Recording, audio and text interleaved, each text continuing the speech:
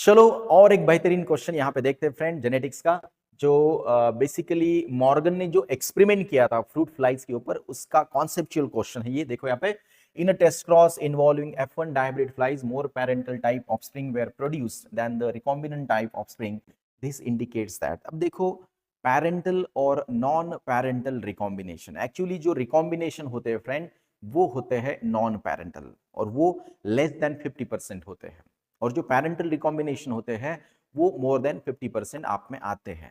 तो actually non parental recombination को ही recombination कहा गया है।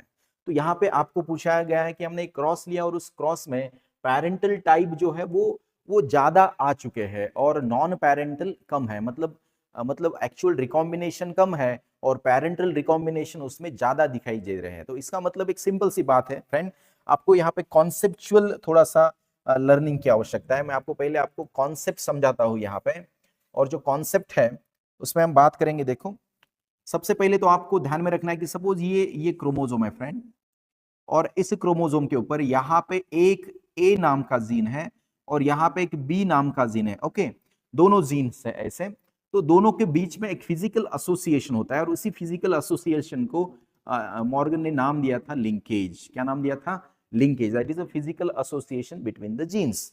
अब देखो, यहाँ पे एक क्रोमोजोम है और ये दूसरा क्रोमोजोम है, देखो, और यहाँ पे ए और बी बहुत ही नजदीक है और यहाँ पे बहुत ही दूर है। तो यहाँ पे नॉन पैरेंटल रिकॉम्बिनेशन का जो चांस है वो हाई है, और पैरेंटल रिकॉम्बिनेशन का चांस है लो है। और यहाँ पे देखो, नॉन पैरेंटल रिकॉम्बिनेशन का चांस कम है और पैरेंटल रिकॉम्बिनेशन का चांस ज्यादा है। तो इस केस में अब अब यहाँ पे हमें दो दो फॉर्मूले याद रखने हैं फ्रेंड्स, कि percentage of recombination is directly proportional to the distance between genes. Distance between genes मतलब जीन्स के बीच में जो डिस्टेंस होता है वो डिटरमाइन करता है परसेंटेज ऑफ रिकॉम्बिनेशन।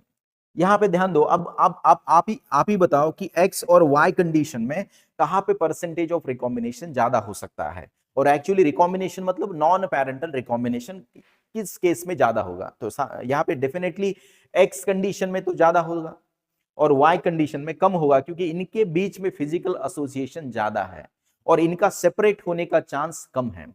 तो परसेंटेज ऑफ रिकॉम्बिनेशन यहाँ पे कम है, ये है पहली बात। अब दूसरा, अब ये भी बताओ कि कहां पे स्ट्रेंथ ऑफ लिंकेज ज्यादा है। स्ट्रेंथ ऑफ लिंकेज यहां पर मैं लिखना चाहूंगा कि स्ट्रेंथ ऑफ लिंकेज कहां पे ज्यादा है, एक्स कंडीशन में है या वाई कंडीशन में? तो आपको बता दूं फ्रेंड कि वाई कंडीशन में स्ट्रेंथ ज्यादा है। तो जितनी ज्यादा स्ट्रेंथ उतना फ्रीक्वेंसी ऑफ रिकॉम्बिनेशन मतलब परसेंटेज ऑफ रिकॉम्बिनेशन भी क्या होगा?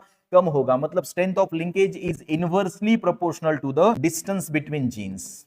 डिस्टेंस बिटवीन जीन्स, देखो, more distance less will be the strength of linkage, and less distance more will be the strength of linkage. तो ये दोनों फॉर्मूले फ्रेंड्स आपको याद रखने हैं for solving the questions regarding the linkage and recombination. तो उसी रिकॉम्बिनेशन, इसी फॉर्मूला के आधारित ये क्वेश्चन आपको पूछा गया, कॉन्सेप्ट के आधारित।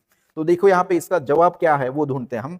देखो फ्रेंड्स, तो वो दो फॉर्मूले आपको याद में रखना है कि more parental type offspring were produced than the recombinant type offspring. This indicate that both of the characters are controlled by more than one gene. तो ये तो नहीं होगा, ये नहीं possible. Then the two genes are located on the two different. No, it is not possible. अगर ऐसा होता तो parental type of recombination ज्यादा नहीं मिलते।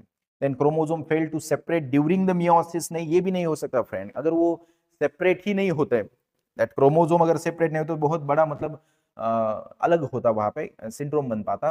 And the two genes are linked and present on the same chromosome. Yes, दो ये हो सकता है, दो जीन्स जो है वो एक ही क्रोमोजोम के ऊपर है और वो लिंक्ड है, और लिंक्ड होने की बदौलत जो नॉन पैरेंटल जो पैरेंटल रिकॉम्बिनेशन है वो ज्यादा है और नॉन पैरेंटल रिकॉम्बिनेशन कम है। तो इसका मोस्ट करेक्ट आंसर क्या होगा फ्रेंड?